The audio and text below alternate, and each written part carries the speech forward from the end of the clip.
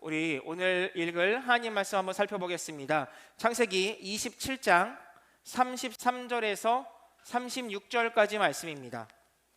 네, 성경책 갖고 오셨죠?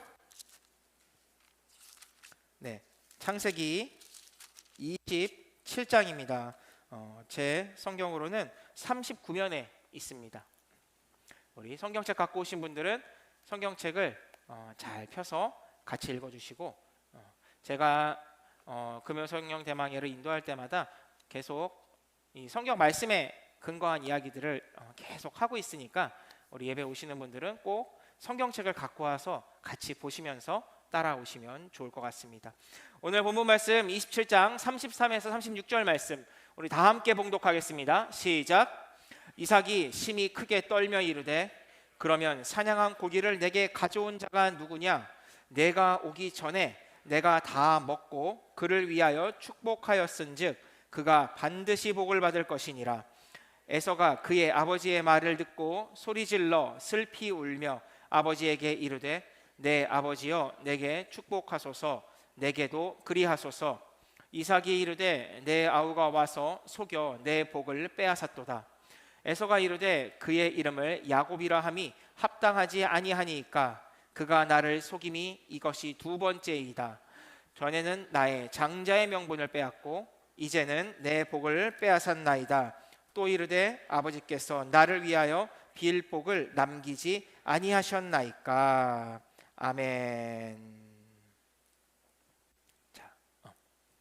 자, 오늘 함께 읽은 본문 말씀 가지고 우리 따라하겠습니다. 빼앗긴 자와 빼앗은 자.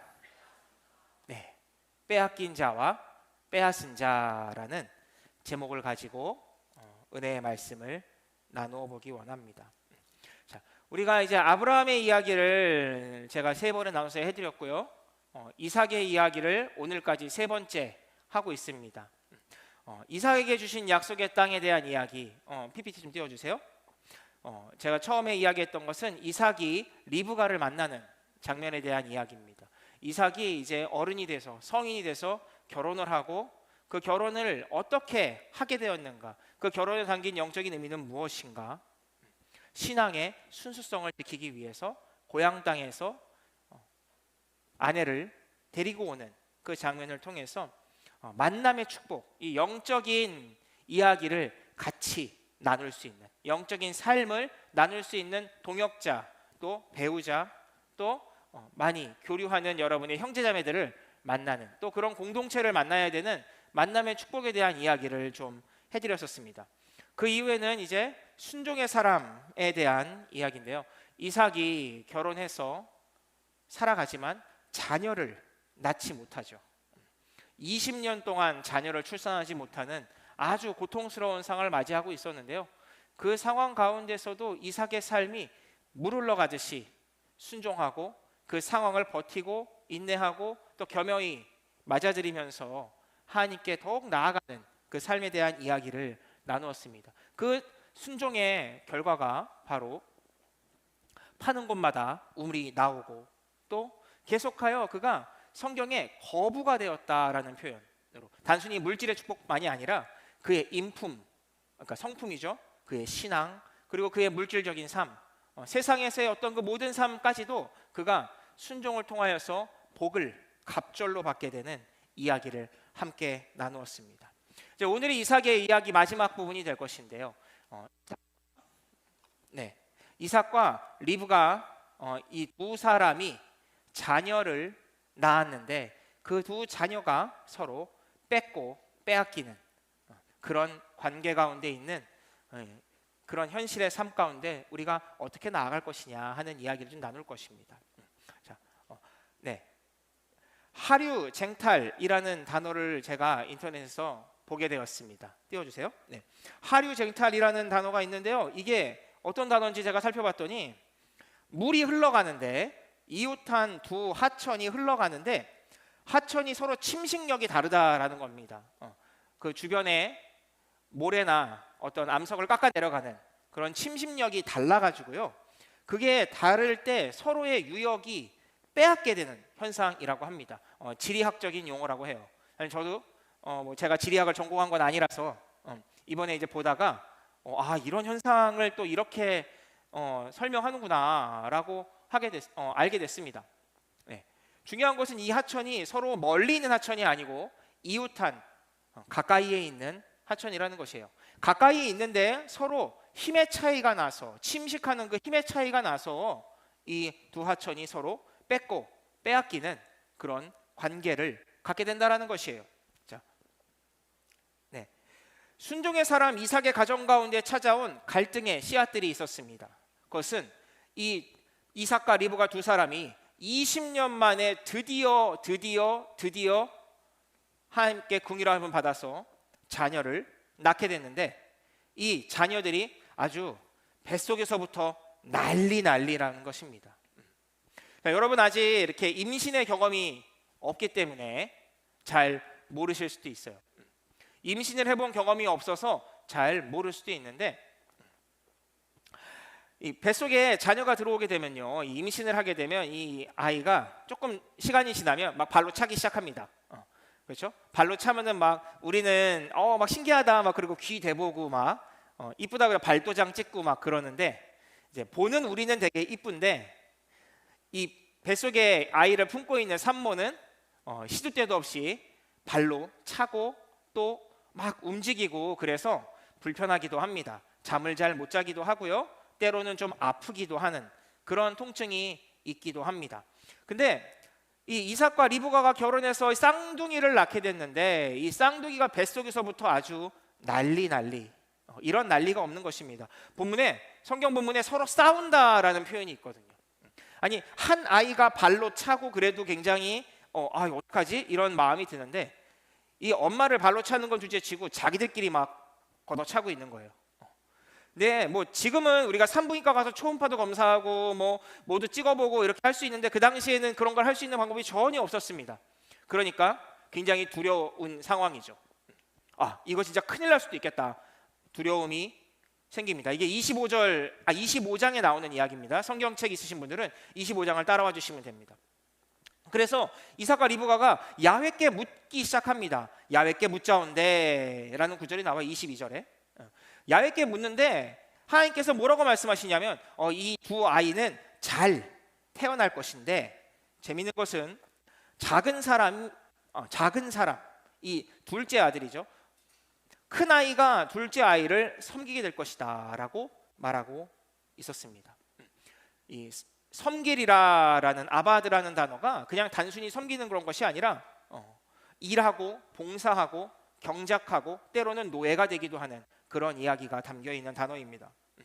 그리고 이 작은 아이가 더 강할 것이다 라고 하는데 이 강하다, 이 아마츠라는 단어는요 강하고 담대한 이런 의미도 있지만 이것이 미래에 대한 이야기, 미래의 미완료의 시제를 갖고 있습니다. 네, 미래의 미완료인 시제를 갖고 있어서 계속해서 강함이 앞으로 계속 지속될 것이다 라는 의미를 갖고 있어요. 자, 이 두 아이가 뱃속에서 서로 막 싸우고 발로 차고 그러는데 큰 애가 오히려 작은 아이를 섬기게 될 것이다 라는 이런 응답을 받게 된 것입니다. 그리고 나서 이 두 아이가 뱃속에서 나오는데 이것도 또 참 기가 막힙니다. 우리가 아이가 태어나서 나오면 이렇게 갓난 애가 진짜 얼굴 쪼글쪼글하게 나오거든요. 이렇게 불어 있어요, 피부가. 양수 속에서 계속 갇혀 있기 때문에 피부가 쪼글쪼글하거든요. 근데 성경에 보니까 에서라는 아이가 나왔는데 온몸이 붉은 털로 막 뒤덮여 있는 거예요. 이점 신기합니다. 근데 이 둘째가 이어서 나오는데 그 형의 발 뒤꿈치를 잡고서는 뛰어 나오는 거예요. 이런 참 기묘한 사건이 이 집 가운데 일어납니다. 특히 이 발 뒤꿈치를 잡는다라는 말은요, 불의함을 가지고 남의 뒤를 친다라는 뜻을 갖고 있어요. 참 웃기죠? 큰 아들이 나왔는데 큰 아들은 전신에 막 털이 까만 털도 아니고 불구스름한 털을 막 있는 야생적인 그런 모습을 하고 나오고요. 둘째가 따라서 나오는데 그냥 보통 머리부터 이렇게 나오는데 형을 잡고서는 이러고 나오고 있는 거예요. 그러니까 이 집안이 보통 집안이 아닌 겁니다. 이 20년 만에 나온 아이가 보통 애들이 아니에요. 그래서 이 가정 가운데 날 때부터 다툼과 어떤 갈등의 씨앗이 뿌려지기 시작합니다. 더 재미있는 것은 부부가 서로 갈라서기 시작하는데 큰 아들을 아버지가 큰 아들을 이뻐하고 엄마는 둘째 아들을 이뻐하기 시작합니다. 이것도 미묘한 갈등이 가정 가운데 나타나기 시작합니다. 단순히 어떤 뺏고 빼앗기는 것이 그런 어떤 물질이나 뭐 우선하는 그런 권한의 문제가 아니라 부모의 사랑까지도 뺏고 빼앗기는 그런 일들이 전초전이 벌어지기 시작하는 것이에요. 자, 이 순종의 사람인 이삭의 집에 왜 이런 일이 벌어지는 것일까? 우리는 알지 못합니다. 우리가 그것을 딱 어떻게 정해놓고 말할 수가 없어요. 정해놓고 말할 수가 없는데 우리가 여기 다 시험 한번 보신 적 있죠? 수능 시험도 보고 중간고사, 기말고사 보신 분들 다 계신데 시험을 볼 때 답을 알아서 답을 푸는 건 있지만 답을 우리가 이해하지 못할 때는 아닌 거를 찾는 방법이 있어요. 그렇죠? 아닌 거를 빼내기 시작하면 맞는 답이 나옵니다. 자, 우리가 도대체 왜 이 집안에 이런 일이 벌어났을까를 우리가 그러니까 하나님은 왜 작은 아들을 선택하셨을까에 대한 이야기를 우리가 확실히 이해할 수는 없을 수도 있어요. 그건 하나님의 주권이기 때문에 이해할 수는 없지만 우리가 왜 어쩌다가 야곱이 더 큰 축복을 받게 되었는가, 왜 두 사람이 서로 뺏고 빼앗기는 관계가 되었는가라는 것들은 우리가 말씀을 통해서 살펴볼 수가 있습니다. 오늘 이 이야기, 이 갈등의 이야기를 제가 성경을 통해서 같이 좀 나누어 보기를 원합니다. 자, 우리 첫 번째로 함께 살펴볼 것은 이 에서가 하고 있는 이 행동이, 에서가 살아가고 있는 이 삶의 행동이 바로 축복을 소중히 여기지 않았다라는 것입니다. 우리 함께 따라합니다. 축복을 소중히 여기는 마음을 가져라. 네. 에서의 삶을 우리가 볼 때, 에서의 그 삶을 볼 때 에서가 축복을 소중히 여기지 않는 그런 모습을 보게 된다라는 겁니다. 25장 29절에서 34절까지 말씀 한번 보겠습니다. 25장 29절에서 34절까지 말씀 보면은 여러분이 너무 잘 알고 있는 이 팥죽 사건이 기록되어 있습니다. 야곱이 죽을 수 없어. 야곱이 음식을 만들었는데 에서가 들에서 돌아와서 심히 피곤합니다. 왜냐하면 에서는 사냥꾼이었거든요. 야곱이 이르되 내가 피곤하니 붉은 것을 내가 먹게 하라. 붉은 것.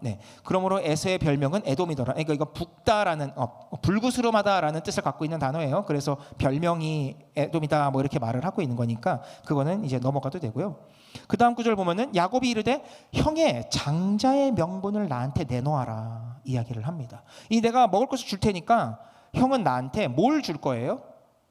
뭘 주냐면 당신이 갖고 있는 그 장자의 명분과 권한을 나한테 주면 내가 지금 당신한테 이 음식을 주겠습니다. 에서가 이르되 내가 죽게 되었으니 이 장자의 명분이 나에게 무엇이 유익하리요?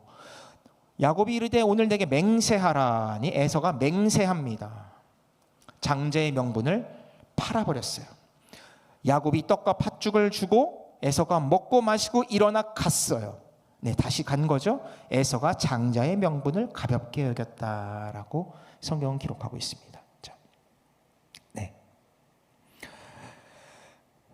이 당시에 맹세라는 단어, 이 맹세라는 것은요 어떻게 하는 것이냐면은 두 사람이 재물을 앞에 놓고 서약을 합니다. 근데 서약을 하는데 그냥 이렇게 뭐 새끼손가락 걸고 뭐 약속하거나 뭐 우리 지금처럼 뭐 사인해서 뭐 계약서 쓰고 이런 것이 아니라요. 그 정도의 의미가 아니라 우리가 지금 약속을 하면 이것을 하나님이 보시고 누군가가 약속을 어기면 그 사람이 저주를 받아 죽게 된다라는 그런 문화가 그들의 삶 가운데 있었어요. 고대 근동의 삶에서는 맹세를 어기는 것은 신의 분노를 사서 죽는다라는 아주 중요하고 굉장히 큰 의미를 갖고 있는 약속이었습니다. 에서와 야곱이 하울린 조금만 줄여주세요. 에서와 야곱이 맹세를 하는데 장자권을 서로 주고 넘기고 파는 그런 맹세를 합니다. 이렇게 엄청나게 중요한, 하나님의 저주가 걸려 있을 정도로 엄청나게 중요한 일인데 에서가 명분을 가볍게 여겼다라고 성경에 기록하고 있습니다. 이 장자의 명분이 도대체 뭐길래 에서는 그것을 가볍게 여긴 것이고 야곱은 그것을 쉽게 가져갔던 것일까요? 장자라는 건 무엇이냐면 짐승의 혹은 사람의 첫 번째로 태어난 것을 우리가 장자라고 합니다. 초태생이라고 기록되어 있어요, 성경에는. 근데 이 고대 근동에서 장자는요, 다른 형제보다 유산을 2배 받을 수 있는 권한과 권리가 있었습니다. 네, 돈도 많이 받아요. 유산을 많이 받는다 이겁니다. 근데 그뿐만이 아니라 아비의 뒤를 승계하는 가장이 되는 것이고요. 하나님과 사람 앞에서, 하나님과 주변의 모든 사람 앞에서 이 집안의 대표자로서, 그 집안의 대표자로서 모든 일을 처리할 수 있는 권한과 권리가 있었습니다. 특별히 이 아브라함과 이삭과 야곱의 이 삶 가운데 장자권을 받는다는 것은 무슨 얘기냐면 바로 아브라함이 받았던 권리, 아브라함이 받았던 축복과 모든 권한을 이삭이 물려받았잖아요. 그죠? 이스마엘이 아니라 이삭이 받았어요. 근데 이제 그거를 누가 받을 것이냐? 바로 내가 받기를 원합니다라고 야곱은 이야기를 한 거다라는 거죠. 그리고 이것이 다시는 번복될 수 없도록 맹세를 형한테 시키게 됩니다. 참 재밌죠? 아니 도대체 이 장자권이라는 것이 처음 태어난 이 권리라는 것이 돈 주고 사고 팔 수 있는 건가요? 여기 형제 있는 사람, 내가 동생인데 형한테 돈 주고 먹을 거 주고 내가 큰아들 할게요 이렇게 말할 수 있나요? 그 권한은 사고 팔 수가 있는 것이 아닙니다. 거래가 불가능한 지위예요. 근데 거래가 불가능한 것을 달라 그러고 그것을 가볍게 여겨서 그냥 주겠다고 하는 것입니다. 이 두 사람이 정말 이해할 수 없는 그런 행동을 하고 있어요. 그리고 형이 사냥에서 돌아와서 지치고 피곤한 것을 마치 기다렸다가 가로채듯이 야곱이 형의 발 뒤꿈치를 잡듯이 그 모든 권한을 가져가 버리게 되었습니다. 에서는 왜 이런 일을 하고 야곱은 왜 그런 일을 했을까요?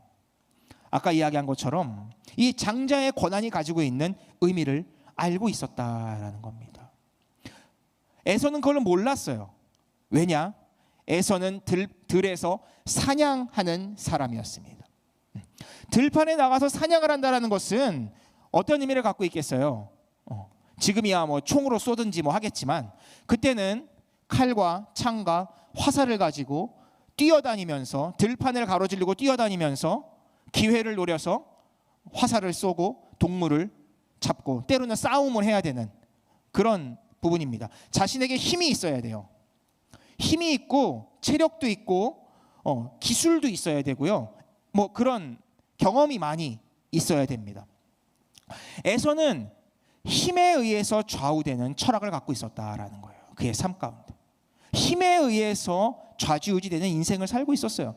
그렇기 때문에 그가 굶주려서 죽게 되었을 때 내가 더 이상 앞으로 사냥을 할 수가 없고 내가 지금 체력이 완전히 바닥이 나서 더 이상 움직일 수 없을 때 그가 택했던 것은 체력 회복이었다라는 겁니다. 그리고 먹고 다시 갔다라고 했어요. 먹고 충전하고 다시 간 것입니다. 우리 남자 친구들 중에 게임 하는 친구들 알죠? 물약 하나 먹고 다시 사냥터로 간 것입니다. 자, 그래서 에서는 현실의 삶이 중요했습니다. 현재 나의 능력을 회복시키는 것이 중요했는데 야곱은 그것과 반대의 삶을 살고 있어요. 야곱은 어머니와 함께 많은 시간을 보냈는데 주로 장막에서 부모의 일을 도우면서 살았습니다. 이들이 15세 될 때까지 아브라함이 살아 있었는데요. 아브라함과 이삭과 그 축복의 이야기, 하나님의 이야기를 들으면서 가정에서 신앙교육을 받으면서 살았다라는 것입니다. 지금 눈앞에 있는 것보다 저 앞에 멀리 있는 이 아버지의 축복, 언젠가 아버지도 돌아가실 텐데 아버지의 축복이 나한테 임해야 될 것이다 라는 것을 그 누구보다 잘 알고 있었다는 거예요. 그래서 그 장자의 권한을 가로채듯이 가져가길 원했다라는 겁니다. 이 팥죽 사건에서 우리가 알 수 있는 것은 이것은 단순히 죽 한 그릇의 이야기가 아니라 하나님의 유업을, 하나님이 남기신 그 유업을 누가 받을 것인가? 상속을 누가 받을 것인가? 누가 다음 이삭이 될 것인가? 라는 거죠. 이삭과 이스마엘이 서로 권리가 분리됐던 것처럼 이제는 같은 배에서 나온 에서와 야곱 중에 한 명이 선택됐어야 했다라는 것입니다. 근데 거기서 힘의 철학을 가지고 있었던 에서보다는 유약했지만 또 때로는 사람을 속이는 그런 마음을 갖고 있었지만 하나님을 바라볼 수 있었던 야곱이 그 장자의 권한의 소중함을 알았다라는 것입니다. 우리가 불완전할지라도 불완전하고 뭐 때로는 우리의 성품이나 우리의 신앙이 불완전할지라도 여러분 복을 간절하게 구하시기를 바랍니다. 복은 구하는 것이에요. 하늘에서 뚝 떨어지는 것이 아니라 구하는 것. 우리가 간절히 구할 때 그 소중함을 알 때 그것이 우리 가운데 임한다라는 것을 기억한 여러분 되시기를 제가 주님으로 부탁을 드리겠습니다. 우리가 그 다음에 두 번째로 살펴볼 것은 왜 에서는 받지 못했느냐 따라합니다. 축복을 받기 위한 준비가 되어 있어야 한다. 네, 준비가 안 돼 있었어요. 장자의 권한의 소중함도 알지 못했고 이해하지 못했고 자신의 마음속에도 그것이 준비되어져 있지 않은 모습을 보게 되었다라는 겁니다. 26장 보겠습니다. 26장 34절에서 35절 말씀 보면요, 에서의 삶에 대해 이렇게 표현하고 있습니다. 에서가 40세에 해쪽 속의 딸들과 결혼을 합니다.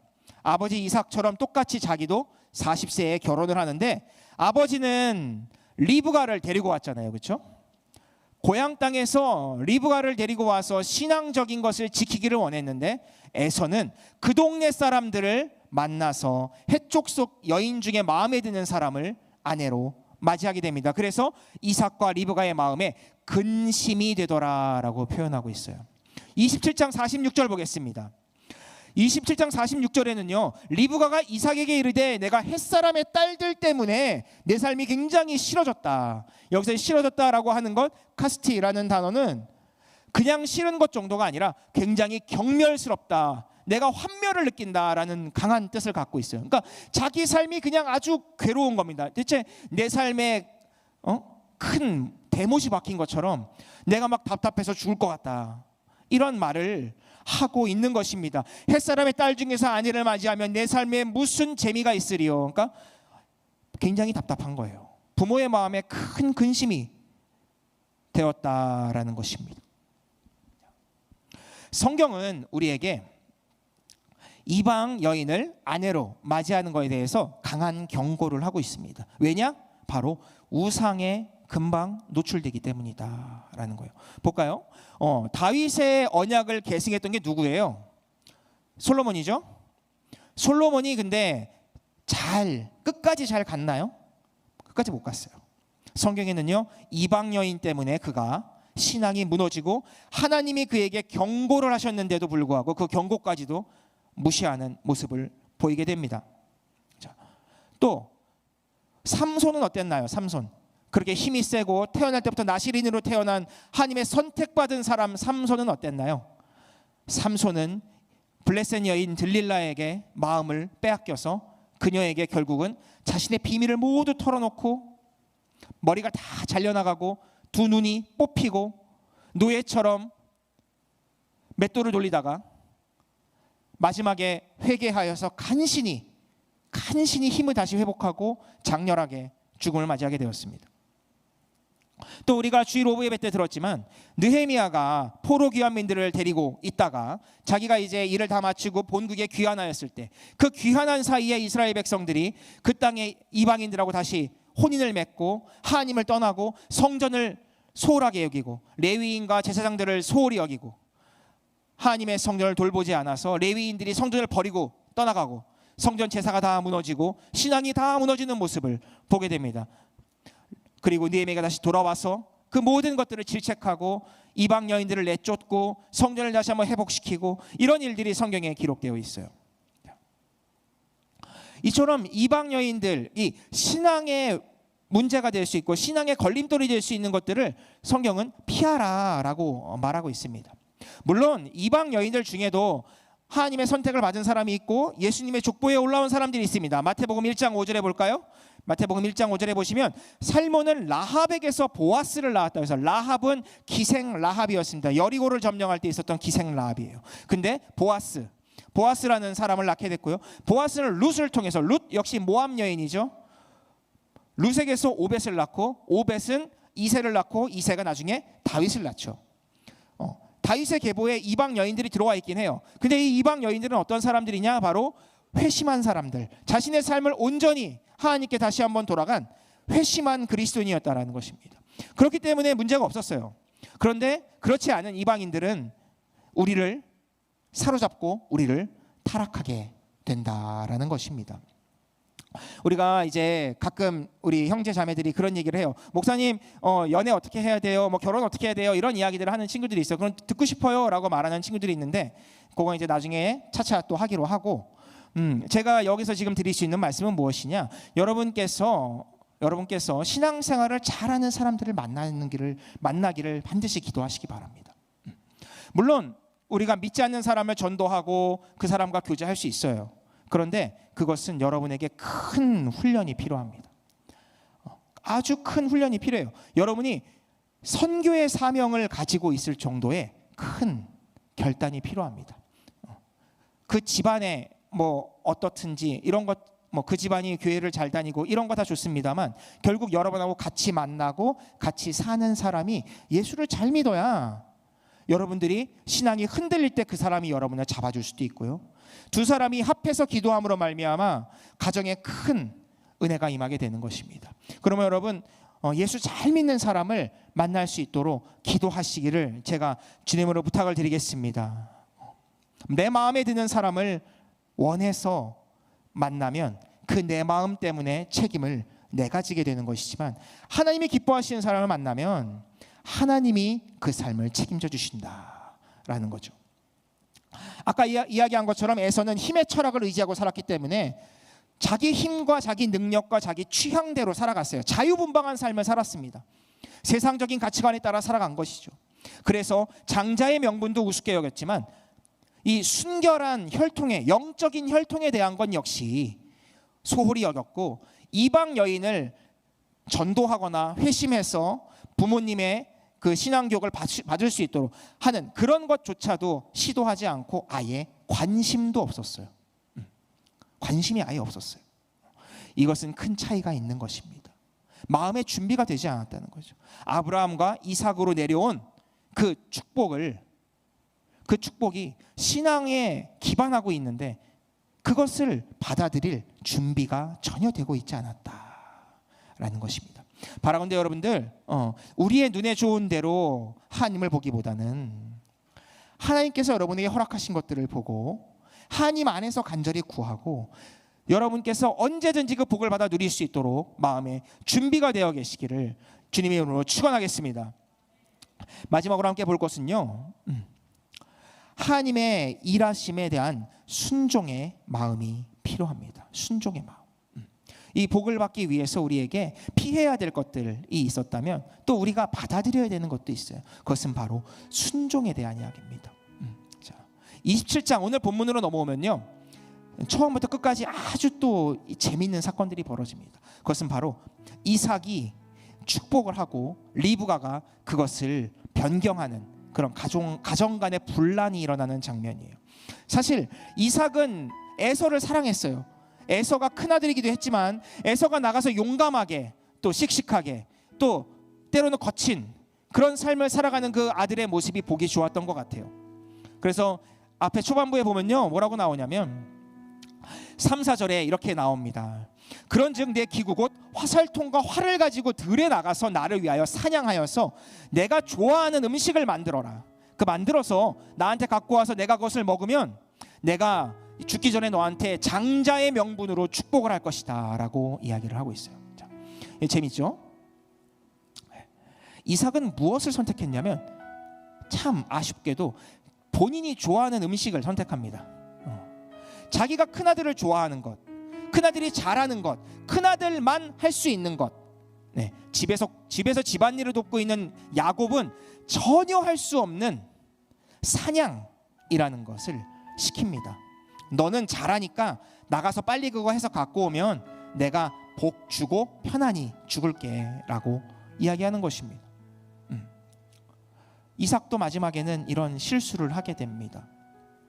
판단 기준이 자기에게 있었던 것이죠. 자기가 사랑하는 아들.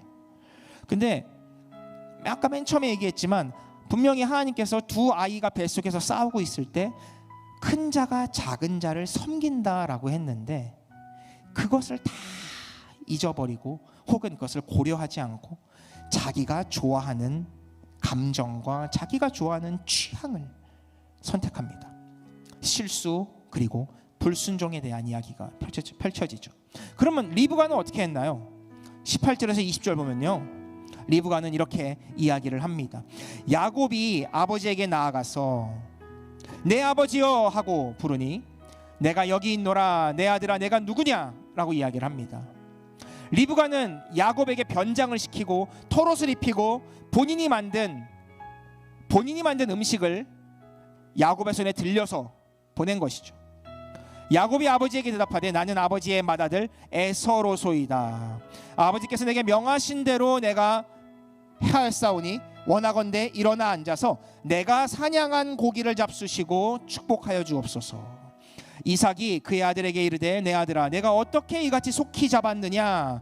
그가 이르되 아버지의 하나님 야훼께서 나를 순조롭게 하게 하셨다 말을 해요. 리브가는 이 거칠고 막 밖에서 방황하고 다니고 이방인 아내를 맞이하여서 자기를 괴롭게 했던 이 에서를 장자로 인정할 수가 없었습니다. 아니 그 에서가 축복을 받아? 그러면 내가 사랑하는 지금까지 나를 도우면서 내 곁에 살아왔던 이 이쁜 야곱은 어떡하고? 우리 야곱은 이제 별 볼 일 없는 삶을 살겠네 라고 생각을 합니다. 에서가 그걸 받는 것만큼은 내가 인정할 수 없어 라고 생각을 합니다. 그리고 나서 가족 모두를 속이는 또 이런 계략을 베풉니다. 가족 모두를 속여요. 그리고 마지막에 야곱으로 하여금 아버지한테 3가지 거짓말을 하게 합니다. 내가 에서로소이다. 내가 사냥해 왔습니다. 하나님께서 나에게 사냥을 쉽게 하도록 하셨습니다. 하나님까지 언급하는 이 3가지의 거짓말을 하도록 만듭니다. 이 이삭의 삶은 참 축복을 받았지만 이삭의 말년에 이 가정 가운데 큰 불화가 나타납니다. 그것은 부모가 하나님을 보기보단 자녀를 바라봤기 때문이고 말씀을 바라보기보단 자신의 삶을 바라봤기 때문입니다. 에서가 밖으로 나가서 돌아다니는데 그것을 제지하지 않았습니다. 야곱이 형을 속이고 있는데 그 속임수를 더 잘 속일 수 있도록 발벗고 나서도 도와주고 있습니다. 자, 여러분, 갈기갈기 찢어진 이 가정 가운데 분란이 있고 아픔이 있고 속임이 있고 다툼이 있고 이것 때문에 형이 분노하고 동생을 죽이려고 합니다. 35절 36절 오는 본문 말씀 보겠습니다. 이삭이 이르되 내 아우가 와서 너를 속였다라고 이야기합니다. 에서가 이르되 그가 야곱이다. 내 발뒤꿈치를 잡는 자가 아닙니까? 이것이 2번째입니다. 전에는 팥죽으로 나의 장자권을 가져갔고 이번에는 아버지를 속여서 가짜로 요리를 만들어서 내 옷을 입고 털을 입고 아버지를 속여 복을 빼앗았습니다. 그리고 슬피 울기 시작하죠. 나에게도 복을 주옵소서. 하지만 이미 장자의 복은 사라졌습니다. 그리고 2 사람은 원수가 되고 형이 동생을 죽이려고 하고 동생은 피해서 도망가게 된다라는 거예요. 이삭의 이야기가 이렇게 마지막에 슬프게 끝납니다. 안타깝게 슬프게 끝나요. 하지만 그 가운데서도 하나님이 일하십니다. 그 가운데서 하나님이 일하십니다. 왜냐하면 야곱이 변화되기 때문입니다. 야곱의 인생은 하나님이 만져가시기 시작합니다. 그를 훈련시키시고 그를 이스라엘로 만드시고 그를 12지파의 아비로 만드시는 하나님의 계획이 거기서 또 시작합니다. 여러분들, 우리의 삶 가운데, 우리의 인생 가운데, 우리의 신앙생활 가운데 이기심도 있고 실수도 있고 불순종도 있고 또 하나님의 말씀을 어기는 듣지 않는 그런 일들도 있습니다. 하나님을 앞서가는 섣부른 이 행동을 하기도 합니다. 그러나 하나님께서 이 모든 것 가운데 합력하여 선을 이루시는 걸 믿으시기를 바랍니다. 우리 옆 사람 바라볼 때 아쉬운 부분이 있을 수 있죠. 좋은 것도 있지만 아쉬운 것이 있을 수도 있어요. 하지만 여러분, 그 가운데서 공동체 가운데 하나님께서 여러분을 만져 가실 것입니다. 하나님이 우리 공동체를 만져 가실 것입니다. 하나님이 여러분의 교구와 셀을 만져 가실 것입니다. 때로는 빼앗는 자, 때로는 빼앗긴 자가 되어서 마음이 아플 수도 있습니다. 여러분이 상처를 받을 때도 있을 것입니다. 빼앗겨서, 속여서. 하지만 그 가운데 하나님이 일하시는 걸 믿으시기 바랍니다. 하나님을 빼앗기지 않는 것, 하나님을 향한 믿음과 간절한 소망을 빼앗기지 않는 여러분 되시기를 제가 주님으로 부탁을 드리겠습니다. 믿음으로 살아가는 우리 푸니마 성교회가 되기를 예수의 이름으로 축원드립니다. 기도합니다. 하나님 아버지, 감사합니다. 오늘 말씀을 통하여 에서와 야곱의 갈등, 그리고 이삭과 리브가의 갈등을 함께 살펴보았습니다. 이 가운데, 이 갈등과 아픔 가운데에도 하나님이 일하실 줄로 믿습니다. 이 가운데도 하나님이 일하실 줄로 우리는 믿습니다. 우리의 불완전한 것이 있다면 주님 덮어주시옵시고, 그 가운데 하나님을 향해 나아가는 것을 잊지 않게 하여 주시옵소서. 하나님의 역사가 임하게 하여 주시옵소서. 원컨대 아버지들에게 복을 주시옵시고, 복을 소중히 여기고 하나님을 절대로 빼앗기지 않는 삶 되게 하여 주시옵소서. 함께 찬양을 기도할 때 주님의 역사가 임할 줄을 믿습니다. 감사하며 예수님 이름으로 기도드립니다. 하나님, 우리가 주님을 사랑하는 즐거움을, 주님 안에 거하는 그 기쁨을 잃어버릴 때가 있습니다.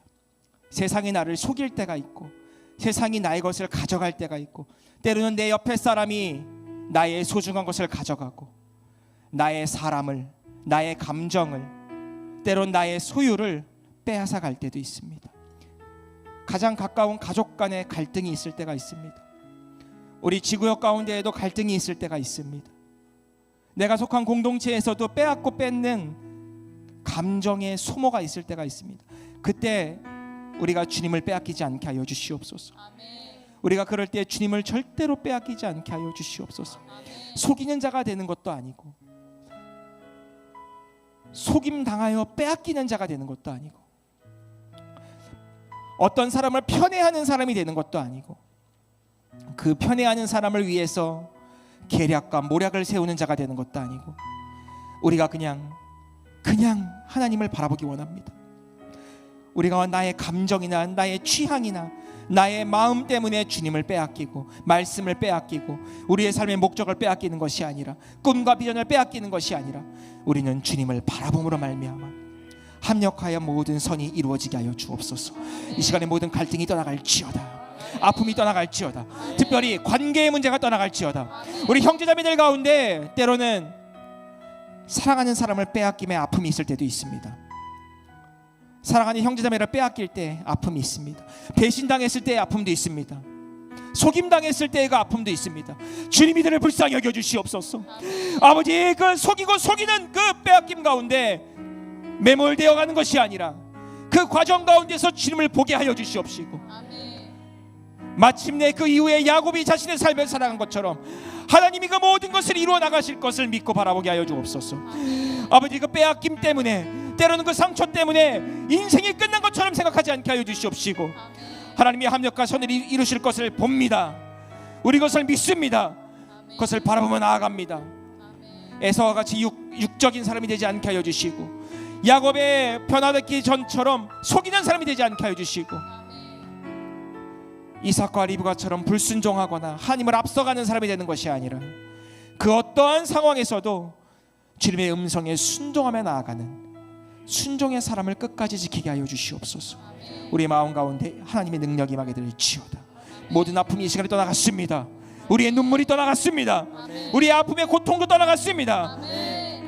때로는 그 마음의 질병이 육신을 고달프게 하는 그 육신의 모든 질병도 떠나갔습니다. 모든 안 좋은 기억들도 떠나갔습니다. 공동체, 우리 공동체에서 함께 마주하기 싫은 사람이 있을 수도 있습니다. 그 모든 감정들도 떠나가게 하여 주시옵시고 아버지 우리가 하나 되게 하여 주옵소서. 주님께 맡기게 하여 주옵소서. 주님이 이루어 가실 것입니다. 주님이 이후에 야곱을 다듬으신 것처럼 우리 모두의 삶이 만져질 것입니다. 우리 것을 바라보게 하여 주시옵소서. 하나님의 약속이 성취될지어다. 이들은 삶 가운데 하나님의 약속이 성취될지어다. 반드시 축복이 임하게 될 줄로 믿습니다. 모든 문제가 떠나갈지어다. 고통의 문제가 떠나갈지어다. 질병도 떠나가고 모든 가족의 관계의 문제와 아픔과 가족의 질병도 떠나갈지어다. 우리 가운데 큰 부흥이 있게 하여 주시고 능력이 나타나게 하여 주옵소서. 하늘을 바라봅니다. 주님 우리를 불쌍히 여기시고 주의 뜻을 이루어 가 주시옵소서. 믿고 감사드리며 이 모든 말씀 우리 주 예수 그리스도의 이름으로 기도드렸습니다. 아멘. 지금 우리 주 예수 그리스도의 크고 무한하신 은혜와 아버지 하나님의 놀라우신 사랑과 보혜사 성령님의 함께 하시고 내주하시고 교통하시고 운행하심이 지금 이 자리에 나와서 함께 예배드리는 주의 귀한 백성들 가운데 주 예수 그리스도를 빼앗기지 않고 하나님의 축복을 바라보며 간구함으로 나아가는 주의 모든 백성들이 되기를 간절히 축원하옵나이다. 아멘.